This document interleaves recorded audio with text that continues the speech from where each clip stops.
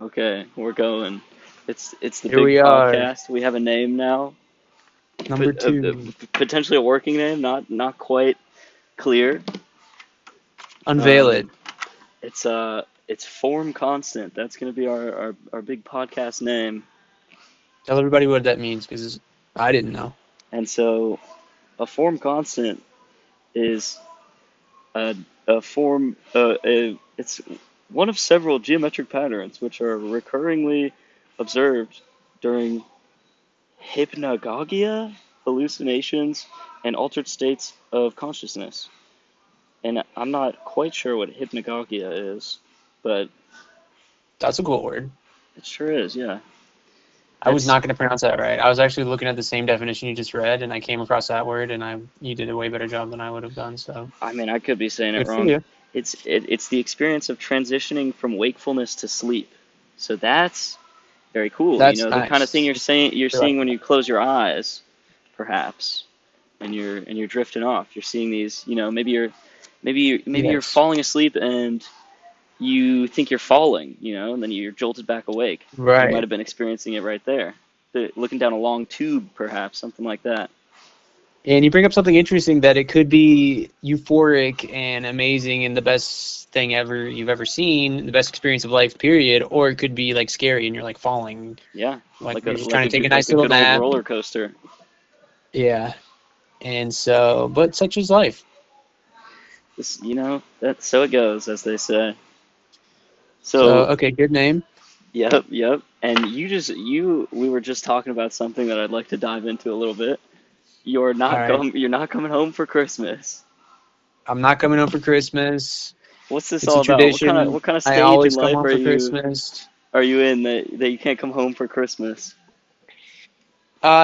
It has to do with my dog, and I don't feel comfortable boarding her, and that's on me. You mean people will tell me that I'm dumb for that or whatever, but like I know she gets stressed out because the last time I boarded her, she came home with diarrhea for like a week straight, and they say that's when dogs are like really stressed. So I don't want to put that on her.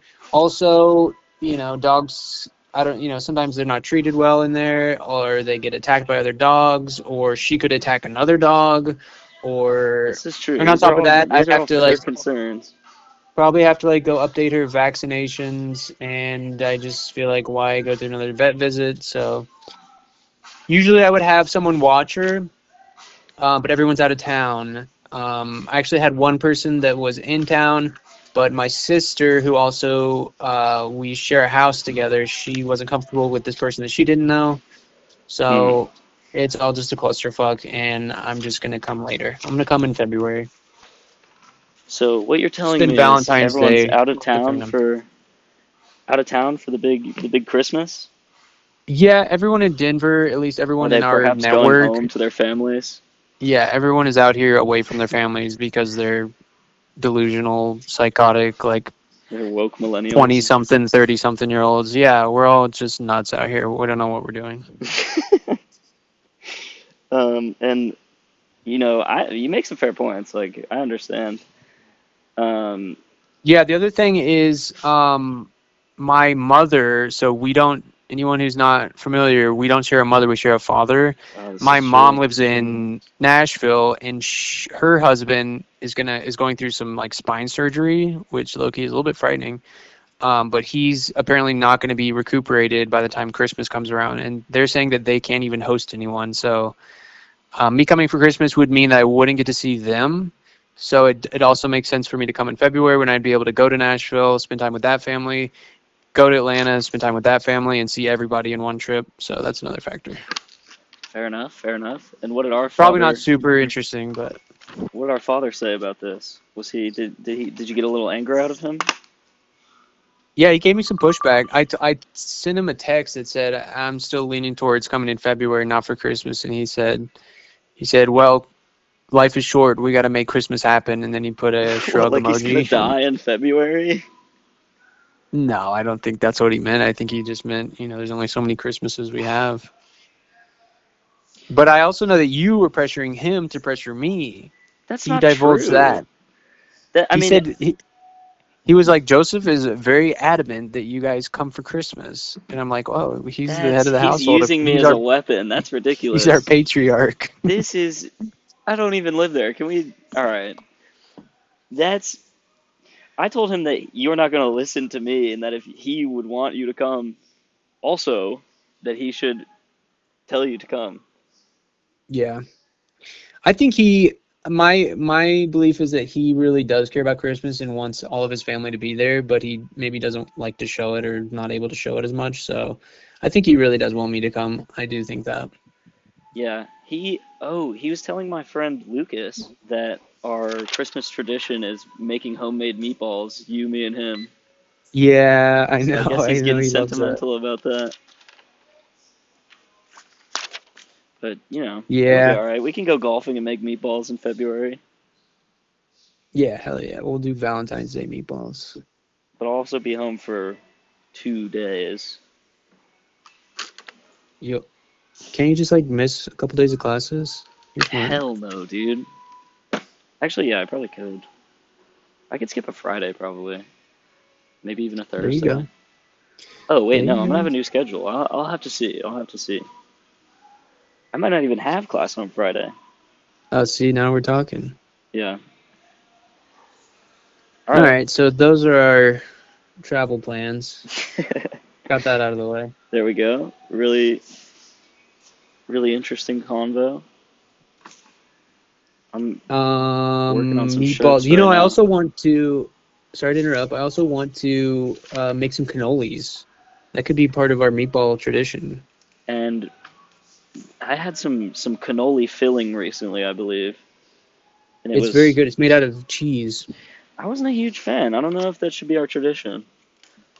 But So you make the filling and you add a little extra sugar and then you put it in the cannolis and then you dip those into chocolate chips. okay, You I dip like each that end into a chocolate little bit. chips. It's pretty fire. I had just the cannoli sauce with the chocolate chips. It was all right, but I'd Or you like a gotta, pie or a cake or a toffee of some sort. yes, the toffee. We should just literally A have classic. Christmas in February. That would be funny. Push for that. I mean, obviously, selfishly, that's what I want, but I mean, yes, I don't you have to care at push for it. all. I'll have 2 Christmases and hang out with uh Peter and all Peter and them, and then come back in Yeah, I mean, February. I assume if I'm there, we're gonna try to get some kind of like a family gathering dinner night. So I don't see why we can't, Play and I some don't see why we board can't just games, have a boy. nice, yeah, nice little Secret Santa in February action. Have you have you told Dad about this idea? This could be good. This could be big. Christmas in February. This is not something that he would sign off on, I'm sure, because he's a very traditional kind of guy. Yeah. He's when people ask what my parents are like, I tell them they're exactly like Peggy and Hank Hill. And I mean, kind of. They're just like the suburban version. They're like a little bit yeah, less country. more higher middle class than Hank and Peggy. Also, But I realized recently that Dad doesn't really like talk to his family, his more southern family. You ever thought like about his, that? yeah, like John and Jean. Yeah. Yeah, I definitely have thought about that, and I mean, I guess I figured they call each other on the phone. You know, they just don't like see each other in person a lot. It seems like. I guess that makes sense. Yeah. I'm folding some shirts right now at my low stakes sweatshop job. Don't call it a sweatshop. Sounds like there's not much sweating going on. Well, it's like, yeah, I guess it's a warehouse job. I don't really know how to describe it, but this is like the first work I've done in the past hour or so. I mean, that's pretty nice as far as jobs go. If you can work the minimum at your job and get paid, that's usually pretty good, except that it can be incredibly boring. Yeah, I gotta develop my social skills out. This isn't really helping that. True. Well, that's what the podcast is for. Yeah. Yep, working on my riffs, working on talking about our riffing. family. Yeah, let's move on to what topic would you like to cover next? Peter Thiel, rock Yeah, we could climbing. talk about scary Peter Thiel, I guess. I'm not sure how much I can say, except he's a scary individual who seems to have an insane outlook on reality in terms of him to everyone else. Yeah, he's one of those characters that is just sort of confusing. So the whole like, I mean, the biggest thing that I've noticed is the Antichrist talk. Is that part of what you're talking about? Yes, I have. Uh, yeah, what's your take on that? I think it's very weird. I think it's so Tim Dillon did a thing on it where he said he was like, "Yeah, I'm gonna tell you, I'm gonna have a 3 hour lecture about the Antichrist," and it is weird that I possess all the like qualities of the Antichrist and weirdly know a lot about it and consider myself an expert on the subject. But I just want to warn you, it's all in good faith. It's like, what is sort of the What angle the here? fuck? Because, well, it's like, you know, there's like this whole technology, like we talked about last week, the technology of AI is like some people are saying this could be the Antichrist because it's like an all-knowing technology that was birthed by man but is like somehow not natural. It's like that kind of feels like Antichrist-y. I mean, And I do agree with that. Peter Thiel is in those circles and like, you know, he's like bringing that out, like he's a part of that. I mean, I think the antichrist rhetoric, instead of just like, saying evil, is like kind of what, I don't know. It's like doesn't really get any further. But I don't know. I think AI is just kind of the tool of the evil people, like especially Peter Thiel. AI is a tool of evil people. Yeah, because it just like this whole like the whole Palantir shit. It's like you're using AI to just have power over everything. And he also, I think, from Is he? the one video I watched on this, I saw that he like wrote about like one tech thing that would, work behind the government to actually like, you know. That's Palantir, right? Hmm. Yeah, Palantir is like, from my understanding, the idea is that it will basically like harness data like from all Facets of databases. life. Yeah, and basically use it against the citizens and basically like pre-crime, like they'll like use face Yeah. recognition and like look at your background and look at like what you're doing and they'll say you have an 80% chance of like committing a crime and they could use that potentially to like arrest you before you Yeah. make the crime. But That's I mean, more than that, I mean, that's a little bit conspiratorial. More than that, it's like it's just like the next level of surveillance state, which is just concerning. Because when we have drones, when we have like face recognition, which is already being used in grocery stores right now, then it's kind of like there's nowhere to hide, and they know where you are, and like your phone tells you where they are at where you are at all time. yep. The fact that cars are all computerized and could be like shut off wirelessly, like let's say if you were like a felon on the run, they can like just shut your engine down. Yeah. So, yeah, I think it's concerning. He also like. Also, Peter Uh, Thiel, like, that noise is a little bit distracting. Sorry, dude. I'm taping up boxes. You're the one who pushed it an hour early. Peter Thiel, I think, gave large investments to get JD Vance into the Into Trump's administration. cycle. He also, Yeah, which is a bit weird. yeah, he, yeah. Also, especially based on what JD Vance has said about Trump. Like first presidency, I guess. Oh, what did he say? He wasn't a That fan? Trump is like could be America's Hitler and shit. You haven't heard about that? No, but I mean, at this point, like everyone gets called Hitler at some point. I don't like that argument, and we're getting into politics, and we're gonna have to change the subject. I mean, yeah, no, but I see what you mean. It's weird that like, okay, he used to be against Trump, and now all of a sudden he's like, Trump's right-hand man.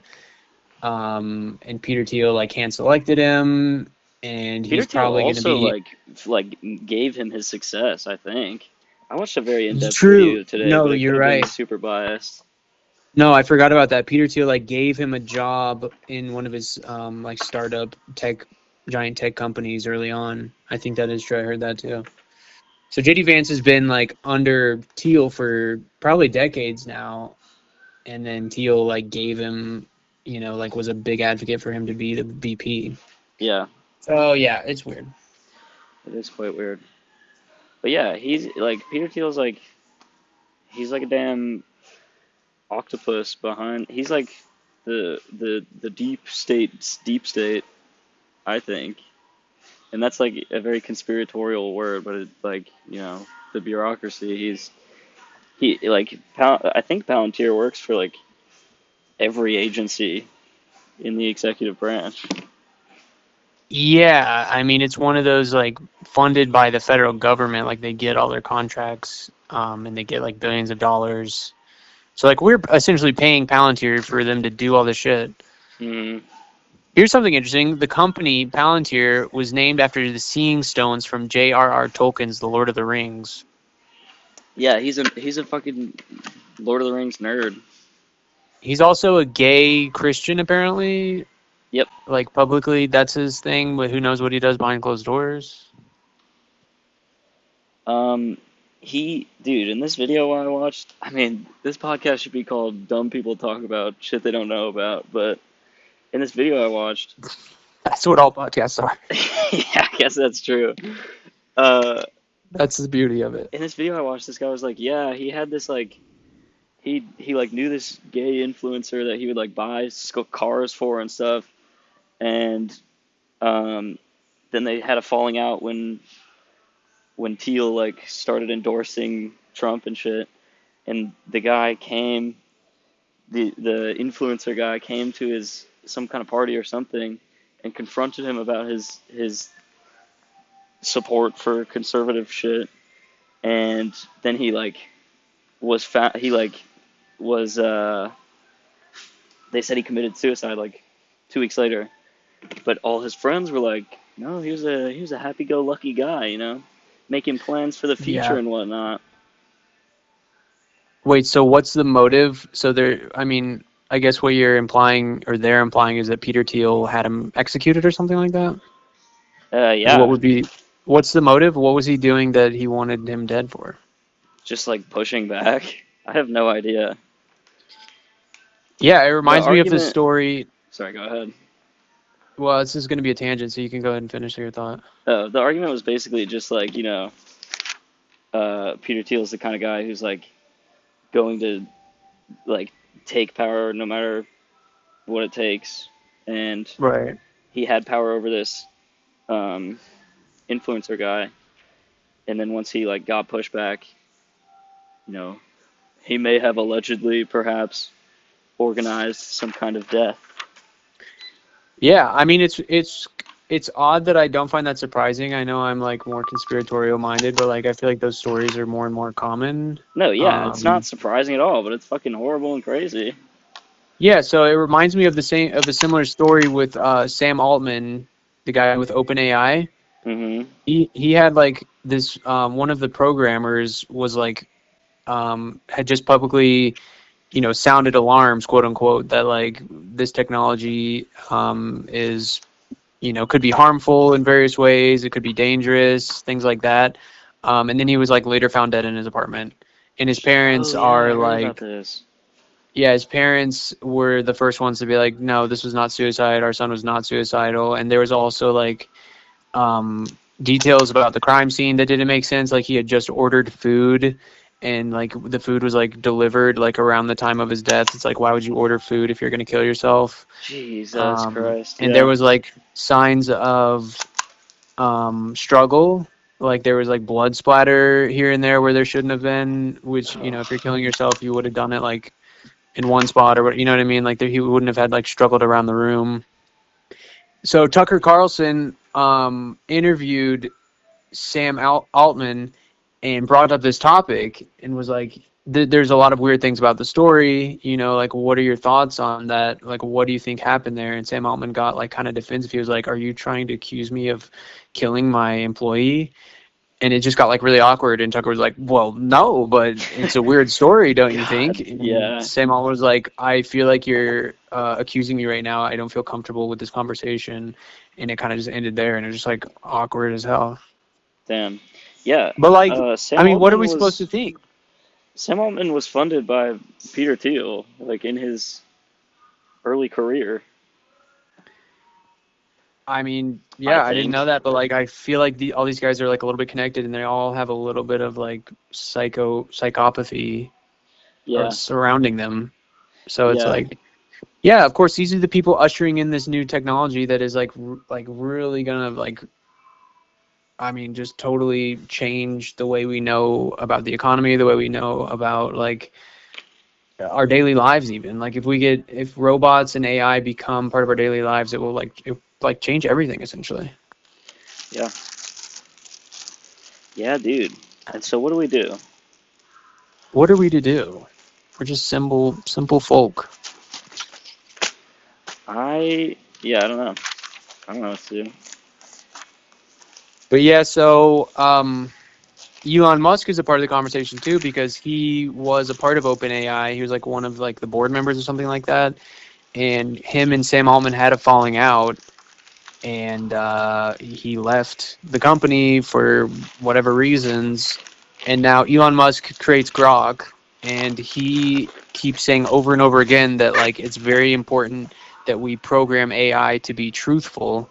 Yeah, and he's trying Because to make it truthful, and it just disagrees with him. He's fucking insane. I mean, yeah, but it seems like he's coming from a place of like, this is what OpenAI wasn't doing, and this is why I'm concerned, and this is why I'm doing it. No, he's he's demonizing something else so he can take the power. They're both evil and stupid. Also, he co-founded PayPal with Peter Thiel. Everyone's fucking connected and evil.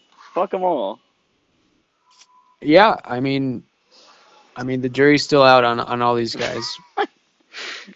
I'm the jury, man, and I'm coming back saying they are all evil 100%. Can't trust them. Fuck them. Yeah, I don't know. I don't know what's going on. If someone were, if someone were to be like tapped into some kind of other realm and like, you know, using powers that are not human, it would probably be Elon Musk, because he is insane. He's like unprecedented like intelligence we've never seen. Like if you were to tell me that You're on his he's, fucking dick. That's ridiculous. Hell no. I mean, think about what he's done. I'm not saying it in a good, I'm saying it in like it's kind of scary. I'm saying like he's sort of different, and I'm not. I think he just has money. Like, is he like? From what I understand, he doesn't even like do any programming or anything. He just pays other people to do it. Like what it comes down. He also didn't even design his Teslas or anything. Like the one Tesla he designed, everyone fucking hates. I mean, I don't know, man. I don't know either. He just gets I an mean, I'm not unlimited gonna budget land. from the U.S. government to do SpaceX. Like it really comes down to money.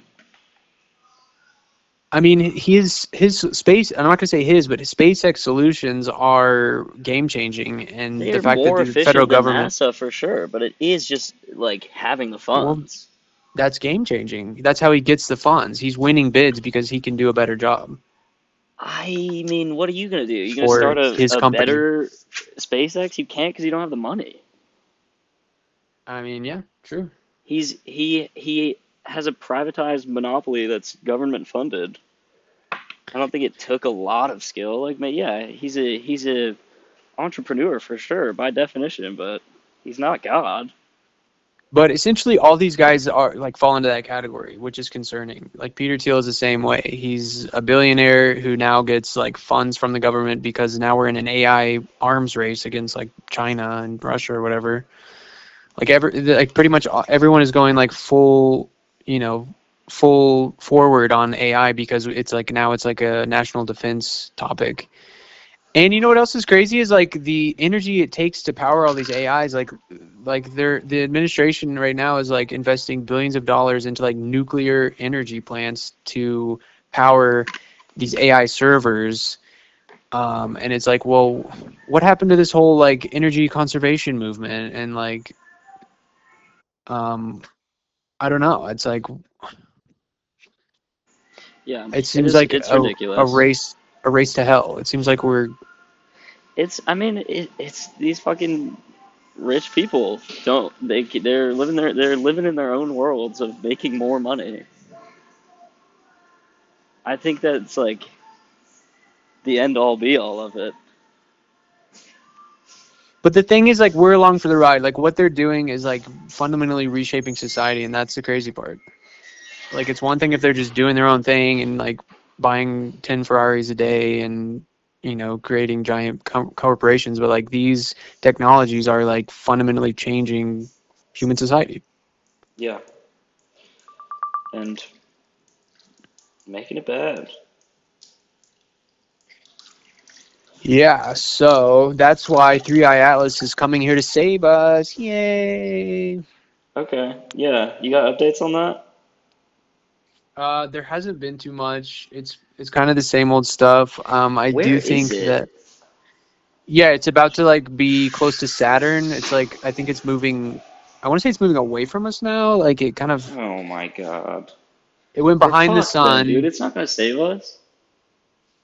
Well, I don't know. We'll find out. It came like from like I don't know so many light years away. So like it's still close to us. It might turn. It might double back and like pick us up. Yeah. All right, that'd be It'd be cool. like everyone but Peter, Elon, and Sam can get on board. We're going to a new place.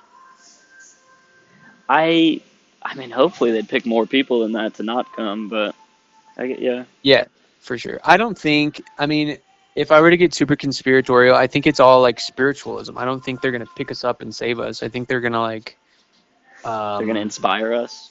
yeah. Yeah, that dude was talking about how there's gonna be a damn spiritual awakening because enough people are exposed to,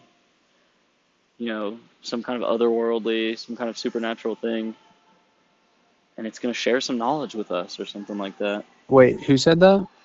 That I don't, the guy who made the systems for NASA, Oh, right, the physicist. Yeah, that guy. yeah. Wait, he was talking about Three Eye Atlas. No, he was just talking in general, what I said.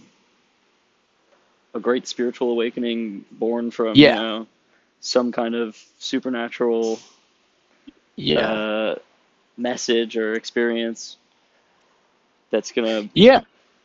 wake And like, people up. who's to say that these aren't angels in the Bible? Like these could be potentially interdimensional benevolent beings that have immense power and knowledge. Like these could be angels. I mean, they're not gonna like come down and like scoop us up and take us to heaven, but they're like giving us downloads or whatever. They're like helping us become more empathetic possibly, or Yeah, even just shed like some the light fact on that they're us. there. Yeah, it's like inspired. The fact that their presence is close and they're like being anomalous is like opening up people's minds, maybe. Um, you Yeah, know, yeah, that's enough to true. focus on like humanity rather than like Republican Democrat or tech versus non-tech or whatever else we could draw lines about. It's like, well, no, it's all about humanity. Yeah. Um, yeah, dude. Don't get me started on division, man. It sucks, man. Um, what was I gonna say? Amen, brother. Man, oh man, I Okay, I totally do have a new forgot. topic. I do have a new Okay. topic. These are great topics, but have you ever heard of the telepathy tapes? We might have talked about it in the past few weeks. Is this the kids who know things? Yeah. Yeah, we vaguely talked about it. I don't know if that was on the whatever. Who knows? Go ahead. This is crazy. So there's autistic kids who are nonverbal, right? So that's not like, oh, I'm on the spectrum, but they're like, very visibly autistic, right? Hmm. So they can't talk, but they're finding they've done like scientific studies, and like with like behavioral therapists and psychologists and all these people, they're finding that a lot of these kids have extrasensory perception. meaning telepathy and like being able to see things in rooms that they're not a part of. Yeah. Being able to understand what their parents and other family members are thinking and feeling without, like being in the same room as them. They're just like, they just know things. This So seems these, like the opposite of that guy who was saying that vaccines are giving kids autism, and he did one study, and it was that British guy, like years and years ago. So I mean, it does. Like, where is this coming from? I mean, so I was looking up, so there's telepathy tapes. It's like a documentary. It's like a whole field of study from this one lady. Her name is, what's her name? Is like Kai something? Kai Sanabro, I love that guy. No, it's KY. Damn, let me look it up real quick because that'd be good to. Okay, all right. So how we doing tonight? What's the deal with starring on T-shirts? Why is that always happening when we print damn red on damn T-shirts with the damn brother GTX Pro? Tell me that. Riddle me that, huh? No one has any idea what you're talking about. Her name is Kai Dickens.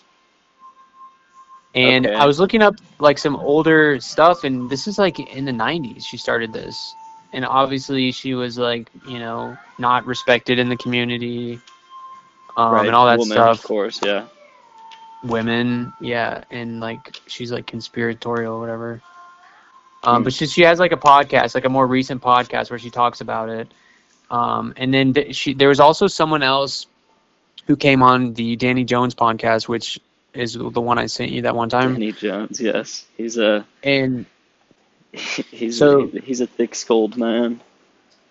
So he had someone come on who's a parent to one of these kids, and she was talking about all the abilities that her daughter has, and then she also like practices this stuff on her own. So she's like a spiritual person and does like healing or whatever for work, and she has like trained herself to be psychic. Hmm. And so they on the podcast, what they did is they like tested her. So she put on like 3 layers of blindfolds, and they held up cards behind her back, not in front of her face. And Damn. she guessed them right. So she was like guessing shapes on the cards. So like she was like, oh, this one's a square, this one's a closed square, an open circle, and she got most of them right. There's a couple that she didn't get, but it was pretty impressive. And then if you look at the telepathy tapes, it's the same stuff they're doing with these kids. They're holding up Uno cards behind this kid's back, and he points. So the way they do it is they call them spellers. So they're nonverbal. So they point to, like, they have all the letters in front of them, and they point to them and like spell them out. Hmm. And so they held up cards behind him, and he pointed to like a 2, and it was a 2. And they pulled up. This is interesting. They pulled up a draw 2 card, and he pointed to the plus sign and then a 2 sign. Oh. So stuff like that. I feel like maybe my like Calc 2 teacher did some shit like that, and he was like, it's actually just math. So maybe they're just math savants, but that also could completely not be true. Interesting. I don't think that's what they're saying. You're talking about like counting cards for blackjack. No, he did it with shit like that, where it literally was like, like shapes on cards, How did he do that with math, though? I don't I understand. could not tell you. I don't remember. I mean, it could be part of it. Like they're apparently like very intelligent. He was a So I pretty was looking at intelligent this guy. video, and I was looking at this video. I'm like, okay, well maybe someone is just literally making a documentary that is like clickbait or whatever. Yeah. But I went through all the comments on the video.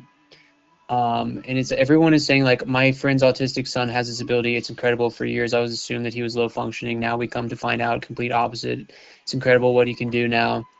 The next one, we are far more powerful than we can imagine. The next one, I listened to the whole thing, completely blew my mind. I'm a reasonably skeptical person. You don't get these gifts you don't get these kind of gifts that I have if you lie, is what one of the kids said. Which is interesting. It's like part of the spiritual way or whatever. Like if you're a complete, Yeah. yogi, and you're like in tune with the universe, you don't lie. That's like part of it, I guess. Whatever. Yeah. Dang. So, are these kids getting them all right? Every single one? Yeah. Okay. That's, So yeah. this lady also like does conferences where she'll like go and like demonstrate the abilities to like a room full of people, and she'll bring up autistic kids that have never done it, and their parents are like, well, I don't know if this is gonna work, and then sure enough the kids like just do it. They just like they'll get a bunch of these right. And yeah, so the idea, if you want to go, are you still there? I am. I muted myself because of the tape. Didn't want to interrupt your big monologue. Yeah, so Big finale. the monologue here, the finale, is that this is another part of the spiritual journey of humanity, is that there's a whole generation of these kids with special abilities, and they're basically here on Earth to teach everyone how to be psychic and like how to unlock new like avenues of our consciousness in this way. Yeah. Isn't that nuts? That is pretty cool. Yeah, I'm a fan of that. I'll put my stamp of approval on that one. That's pretty cool. It just so happens to be at a time of like biblical prophecy and the Hopi What do prophecy you of mean? Three What? Atlas. Oh, yeah, okay, I see. I'm Yeah, I just saying mean, it's like an interesting time in history, and if like, of course, this would come out. yeah, I do agree with you. It does seem to be like a real meaningful time, whether it be bad or good. But I think what is somewhat connected to this is um, we're not fully at the point yet because the people in power are maintaining our divisions in a way that doesn't allow us to, Yes. share ideas meaningfully and all that kind of stuff. Okay, so that is, I think, part of the process. So it's almost like a test. Like, okay, there's this thing. So we talked about Terrance Mckenna a few weeks ago. Remember when I telling you about him? Yeah, yeah, yeah. So this is one of the things that he talks about. That's like a really famous quote by him. And he says like novelty theory. Listen, can you hear this? Not at all. Hold on, it's not ready yet. Okay, I see. Novelty is not necessarily good. Okay, this is a long one. Hold on. He just basically he talks about. Okay, this one. This event measured on a calendar. Can you hear that? And Yeah, kind of. a common, ordinary way to just rust up a booming dynamic about necessarily. Okay, that was just like someone interviewing him. This is his response. Novelty is not necessarily good or nice. Novelty is complex. That's what it is. And so I see really a concatenation of tendencies and forces here at the end. It's only going to get weirder. The level of contradiction is going to rise excruciatingly, even beyond the excruciating present levels of contradiction. So I think it's just going to get weirder and weirder and weirder, and finally it's going to be so weird that people are going to have to talk about how weird it is. And at that point, novelty theory can come out of the woods, because eventually people are going to say, what the hell is going on? It's just too nuts. It's not enough to say it's nuts. You have to explain why it's so nuts. So between now and 2012, the next 14 years, I look for the invention of artificial life, the cloning of human beings, possible contact with extraterrestrials, possible human immortality, and at the same time, appalling acts of brutality, genocide, race baiting, homophobia, famine, starvation, because the systems which are in place to keep the world sane are utterly inadequate to the forces that have been unleashed. The collapse of the socialist world, the rise of the internet, these are changes so immense, nobody could imagine them ever happening. And now that they have happened, nobody even bothers to mention what a big deal it is. The fact that there is no such thing as the Soviet Union, people never talk about it anymore. But when I was a kid... Okay, that's just like a famous quote, and he's pretty iconic and prolific. I mean, when he was starting, I was like, damn, his voice is fucking annoying. But then he was cooking. That's He cooks, bro. insane. He's a big cooker. It's worth like listening to some of the other stuff. Okay, mind you, this is like 1998. Yeah, I did the math on that one. He said, 14 years, 2012. So yeah, My I mean, he question is, kind of called all the things. what is the what did he say? Novelty? The novelty theory? Novelty theory, yeah. What I feel I like he mean, didn't really actually touch on that part. I think it's just like maybe a theme that he talks about a lot. I'm gonna look it up right now. Novelty theory is pseudoscientific concept developed by philosopher and psychedelic advocate Terrance Mckenna, proposing that time is not a constant but possesses inherent qualities that tend toward either habit or novelty. The theory posits that the universe functions as an engine for the production and conservation of novelty, with complexity increasing over time in an accelerating manner. The idea was inspired by McKenna's experiences with psilocybin mushrooms and his interpretation of the Kingwin sequence of the One Ching, which he believed contained hidden fractal patterns. What is the second thing? The non-psilocybin experience that he was inspired by? What the fuck is that?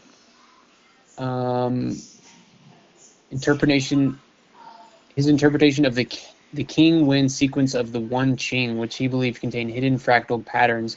These patterns were used to generate a mathematical model known as time wave zero or time wave, a fractal waveform that graphically represents the ebb and flow of novelty through time.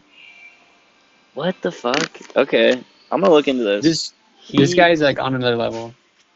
I mean, he could be. I think he's also just using a bunch of fucking words that he doesn't have to use.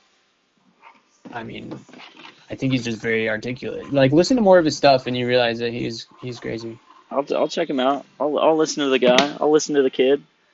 But that was sort of so that I got onto that tangent because you were saying that everyone is like keeping us down and that we're not gonna have this like spiritual enlightenment. But no, I don't think that's true. I think it's just not here yet because of the divisiveness.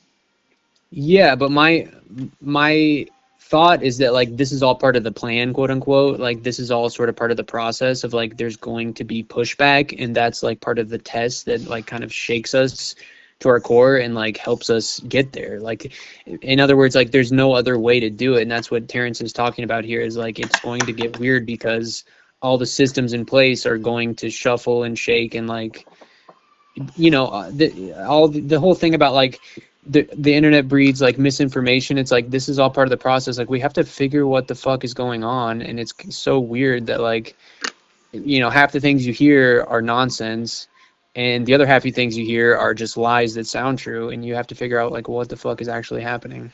I do, yeah, I agree with that. I do think being conscious of the divisiveness and trying to fight against that is probably a step in the right direction. But I gotta check this guy out. I'm not super understanding his thesis other than him being pretty accurate about like development, which I guess is it's like I don't know. This reminds me of the heat death of the universe and like trend towards entropy, I guess. I don't know if he's Yes. saying the opposite or saying that that's the case. I also don't understand why that's pseudoscience if it's just like a fucking theory. Well, it's just like philosophical. Yeah, I mean, It's not science. It's like it's a theory. It's a philosophy. well, yeah, I think that people like to say that he's pseudoscientific because he's probably just because he's like connected to psychedelic, and he talks about psychedelic experiences, so they think, oh, well, he's a fucking drug user and he's crazy. That's the people in power trying to keep us down, dude. Come on now. Come on now. Yeah. All But right. okay, so the people in power would be an example of habit. So he says it's all about the dance between habit and novelty. You know, psychedelic experience is like peak novelty. It's like the most novel thing most people do, really. It's like, Sure. Okay. Yeah. and Yeah. I just guess like, that's true. and just like the psychedelic aspect of life when just like crazy shit happens, whether it's like you saw UFO, that's like novelty, or you, I don't know, you just like reframed your mind and you Or just you are like, looking at life yeah, totally like you different. you actualize a change in the universe. You Yeah. know, something like that. I do think that's true. And we were talking. I guess this was over the summer, months ago, about free will and like the passing of time. And I was telling you how I don't think we have free will in the way people think we do. Do you remember this? Vaguely, yeah. Remind me. Basically, just like you are only going to live one life. So at the on your deathbed, you don't have free will. This is like a elevator pitch of what I was telling you. Um, but like on your deathbed, you don't have free will. You're just going to die, and like your life is what it was. So if you can experience the future, then the present is the past. I don't know. It's a weird thing I got that I'm still thinking about, still considering. But it is like self actualization and like bringing your life to a point that you would want it to be at is kind of a counter to that, I guess. And Is it counter to the novelty theory? no, to like the thought that you don't have free will. But I don't know, dude. I don't. You gotta have like you gotta make your experience into something good. Like we were talking about this, and you were like, "How can you think that and not be hopeless?" And I was like, you know what? Fair question. I'm not sure. And I think it is just like pulling from this data stream and creating the reality that you want to exist to the fullest potential. And I don't know how connected that is to what he's saying, but that's the thought I just had. So I'm trying to remember what we were talking about. I'm I'm not fully understanding. So like the free will versus non-free will, and you're saying your idea is that free will doesn't exist, that or it was what I is. was arguing. We're gonna have to dive into this on the next pod, dude. Free will is going to be the next pod. Yeah, and God, what else was it? Whatever, we'll talk about it. Thank Yeah, you let's. for Okay, I'm going listening. to write down hopelessness as related to free will Okay, because I feel like that was a theme. hell yeah, dude. We're hopeless and we don't have free will. That's the ending statement. You got anything? Final remarks? There's just so much because we didn't even get into that paragraph that that person you were like talking to said. Yeah, I guess that's good for the next episode I don't too. know how we have to balance. Like, I guess we'll just start the pod with like real life stuff, and then we'll eventually get into the crazy shit like free will. Yeah, I agree with that because we had a little convo before this, and I was like, okay, tangent, tangent, tangent, tangent. It's Like, we didn't even whoa. talk about my car crash. Oh man, yeah, you're right. All right, maybe we do an hour, but not this time because I have to get off work in 1 minute. All right. All right, pod Till next fam. time. Bye bye.